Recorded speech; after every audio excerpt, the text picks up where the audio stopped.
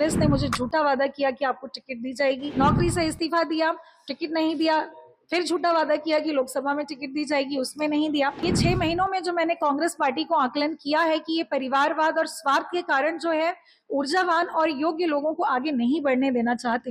ये कांग्रेस पार्टी जिसने उस समय जो है बाबा साहब के साथ अन्याय किया, आज भी वही अन्याय उनकी बेटी के साथ कर रही है। आज बाबा साहब की जयंती भी है, मैं सभी को बहुत बहुत बधाई देना चाहूंगी। बाबा साहब की पुत्री होने के नाते बाबा साहब डॉक्टर अंबेडकर हमेशा मेरे प्रेरणा स्रोत रहे हैं और उन्हीं से प्रेरणा लेकर के शिक्षा अर्जित करके प्रशासनिक पदों पर मैं रही और उन्हीं के बताए हुए मार्ग पर उन्होंने इशारा किया है कि हमें संसद में भी जाना है। तो समाज के हित में स्वतंत्रता, न्याय, बंधुता जो उनका हमेशा ध्येय रहा है, उस दिशा में कार्य करने के लिए मैं दबे कुचले वंचित समाज की आवाज उठाने के लिए राजनीति में जाना चाहती थी। तो मुझे नहीं लगता कि वो मेरा कोई गलत कदम था, लेकिन जो घटनाक्रम हुआ, मैं एक नौकरी कर रही थी, चाहती तो मैं 10 साल बाद राजनीति में आ सकती थी, लेकिन कांग्रेस ने मुझे झूठा वादा किया कि आपको टिकट दी जाएगी, नौकरी से इस्तीफा दिया, टिकट नहीं दिया, फिर झूठा वादा किया कि लोकसभा में टिकट दी जाएगी, उसमें नहीं दिया। तो मुझे लगता है कि ये 6 महीनों में जो मैंने कांग्रेस पार्टी को आकलन किया है कि ये परिवारवाद और स्वार्थ के कारण जो है ऊर्जावान और योग्य लोगों को आगे नहीं बढ़ने देना चाहते।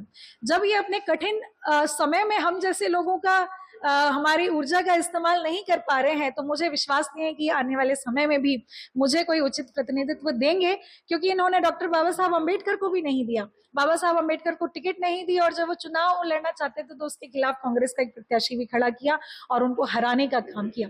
तो ये कांग्रेस पार्टी जिसने उस समय जो है बाबा साहब के साथ अन्याय किया, आज भी वही अन्याय उनकी बेटी के साथ कर रही है।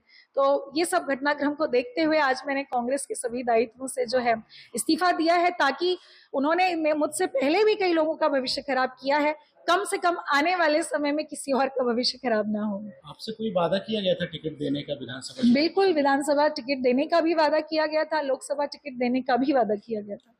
जी। अभी आगे का क्या कदम रहेगा आपका? भाजपा में जाना है? आगे तो देखिए, मैंने आवेदन दिया है नौकरी में वापस जाने का, अगर उस पर कार्य हो पाता है तो वो भी है, अदरवाइज राजनीति में भी अगर कोई मुझे अच्छा माध्यम मिलता है तो मैं उस पर भी विचार करूंगी। आप बैतूल में रहते हैं, छिंदवाड़ा में आके कांग्रेस के पदों से इस्तीफा दे रहे हैं, इसके पीछे क्या संदेश? कांग्रेस में ही मुझे छिंदवाड़ा में ही कांग्रेस की सदस्यता ग्रहण करवाई गई थी एक माहौल बनाने के लिए, तो मैं आज वही माहौल बनाने के लिए आई हूँ कि इनके झूठे वादे और इनकी आप कार्यशैली देख लीजिए कि किस तरीके से वो महिलाओं के साथ जो है अन्याय करती है और महिलाओं के प्रति इनकी नीयत क्या है।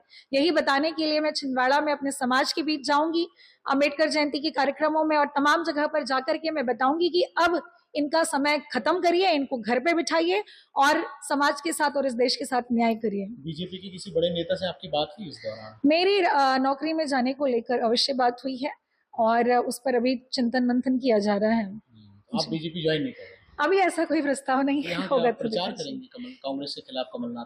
बिल्कुल, मैं अपने समाज के बीच जाकर के और लोगों के बीच जाकर के बताऊंगी, क्योंकि मुझे लगता है कि इस प्रदेश की, देश की, छिंदवाड़ा की भी महिलाओं की भी समुदाय मेरे साथ जुड़ी है, चाहे वो किसी भी समाज की हो। तो मैं जरूर उन लोगों को बताना चाहूंगी कि इनकी महिलाओं के प्रति कैसी सोच है। महिलाएं जो है कलेक्टर की पद पर जाने के लिए कितनी संघर्ष करती हैं, परिवार से जूझती है, सबसे जूझती है, तब जाके वहां पे पहुंचती है। लेकिन ये क्या करना चाहते हैं महिलाओं के भविष्य के साथ? यदि आप शासकीय सेवा में नहीं लौट पाए तो क्या आप राजनीति में सक्रियता निभाएंगे? बिल्कुल, मैं राजनीति में सक्रिय रहूंगी और राजनीति ही मेरा प्रथम लक्ष्य है।